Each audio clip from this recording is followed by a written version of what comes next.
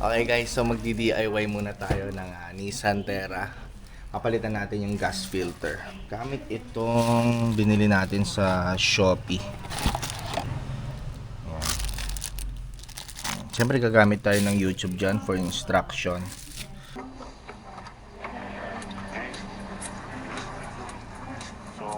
Okay, so first step, tatanggalin daw natin to para magpondo. So ang kailangan natin, bote, tsaka plies. Yan, so meron tayo dito dalawang plies.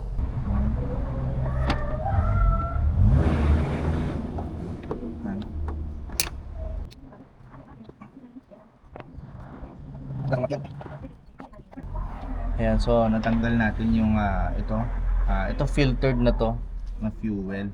So hugasan lang natin yung container tapos lalagyan natin siya ng laman para ilalagay ulit siya dun sa fuel filter pag papalitan na. So,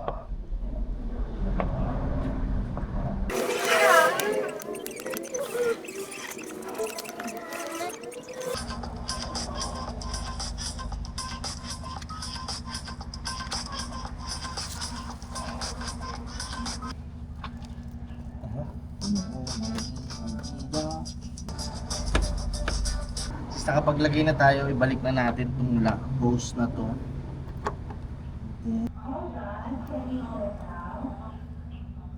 Ngayon, tapos na natin, babaklasin na natin yung mga nakakonect. Yun ang sabi ni Kuya Wrenchman. Ayan. Itong sa wire at yung mga to para makuha natin to. Number 10.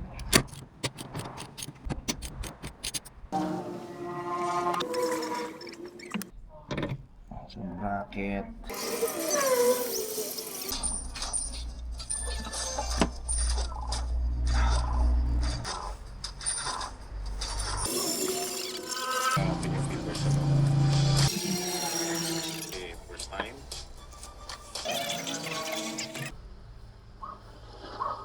Natanggal ko na yung mga hose.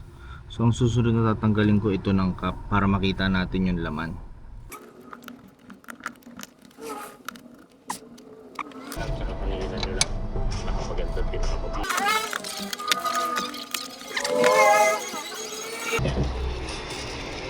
Oh yes! Ayan, natanggal ko na.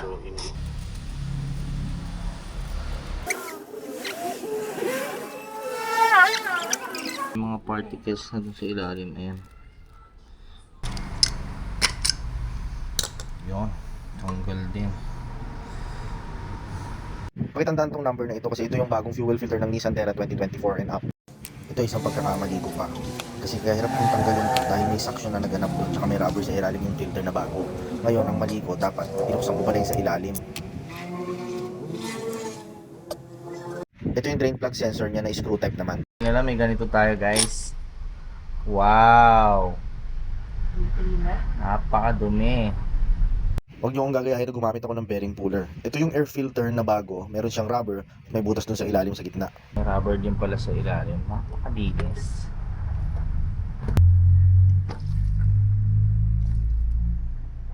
Medyo nagbasa-basa muna ako dito about sa air filter na itong dalawa. Kasi yung isa pala is pang old Nissan Terra. Pero pwede pa rin siyang gamitin dito sa bago. The difference lang talaga is yung isa may rubber at may butas sa gitna. Ngayon hindi ko alam ang purpose nun. So basahin nyo na lang kung bakit. Pero ang presyo niya, ang laki ng difference. Yung bago is nasa around 2.6 ang presyo. Pero yung nabili ko is aftermarket. Nabibili mo lang ng mga 200 or 400. Pero tanong-tanong pa rin kayo sa mga kakilala nyo kung anong effect nun pag ganito ang kinabit nyo. Pero sa akin tinuloy ko, and okay pa rin naman ang takbo niya.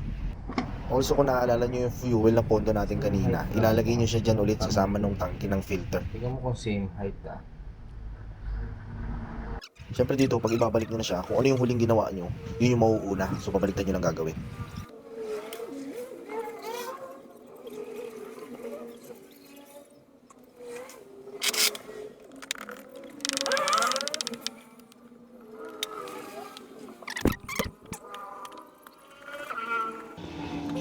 Once nakabit nyo na lahat, kailangan yung bombahin yung bilog na yan para mag-flow ulit yung fuel dun sa mga pipes papunta sa filter. Para mas madali siyang mapaandar, kaya din natin siya nilagyan ng pondo dun sa loob.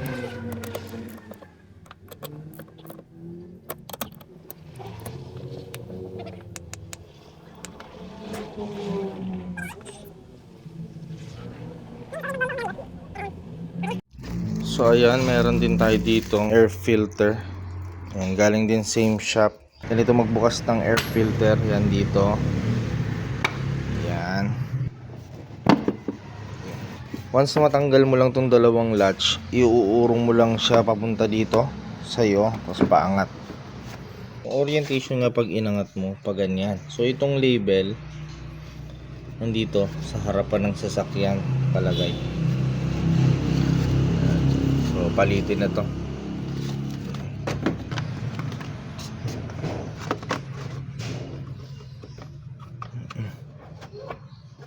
So pag ibabalik siya, kakalang mo to dito sa ilalim, ganun din doon sa kabila. So sarado ko na siya. Ngayon ito, kung makikita nyo, may konting wala na pala. Okay, so ilalak mo na siya ulit. Ito yung isa,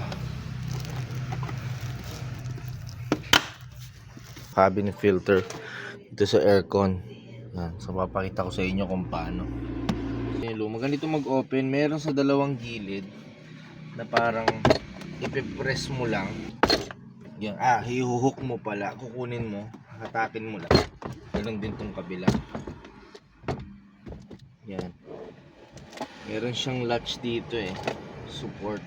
Dito sa loob, kung makikita nyo, merong kailangan i-press dyan para lumabas. Paloob pala.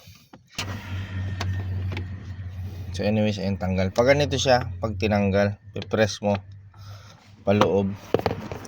Tapos ito yung air filter niya. Ito yung galing sa Nissan original. Ewan ko, ito galing sa Shopee.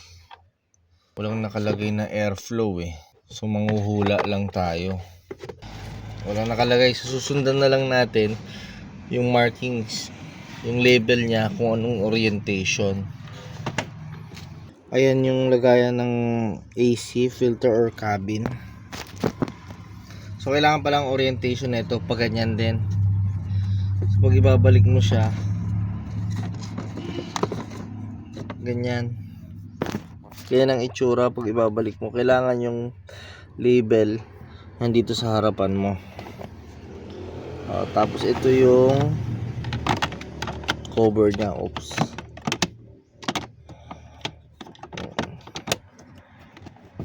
Wala. Yung glove box, ibabalik mo lang din ulit. Yan yung hook niya ito sa paa, kasi yung kabila. Ayan, ganyan. Tapos itulak mo lang to paloob para ma-shoot sila parehas. Wait.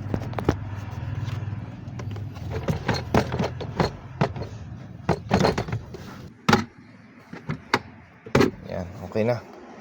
Alright, so naka-video tayo dun sa harap. Tapos ito, start natin. Sarado natin.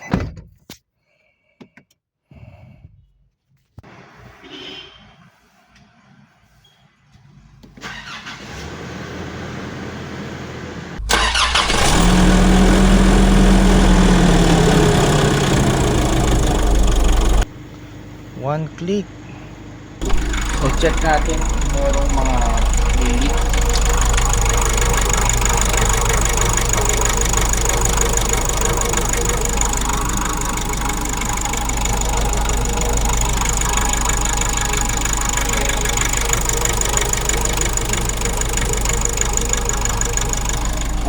Wala siyang leak. So ang ginamit nating dito, filter, is yung pang old ata na version to, yung ginamit natin, kasi ito yung isa para dito talaga sa 2024. May gasket kasi dyan sa baba, pero ito wala. Pero same lang, kasi ang purpose naman pala nung sensor na yun sa ilalim is para sa pag may water, drain siya. So yan, painitin mo natin, tapos papada rin natin sa labas. Ito pinoproblema ko ngayon. Next ko to, power steering. Kasi kahit naka hold siya or hot, mababa talaga, mas mababa. Tsaka kulay itim na oh. Di ba? Palitin na yan.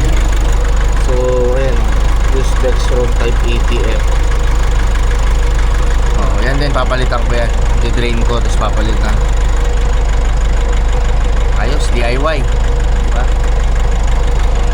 Test drive natin. Ayan, so ito tinitest drive na namin. Wala na yung ano niya, hagok-hagok or yung jerk niya. Shift na siya agad ng maganda. So air filter, fuel filter, yun ang mga pinalitan.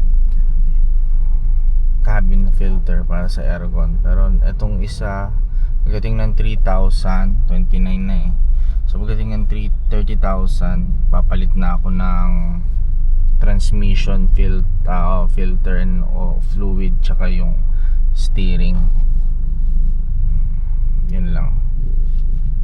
Salamat ulit kay Wrenchman TV at tsaka doon sa ibang TV na yan.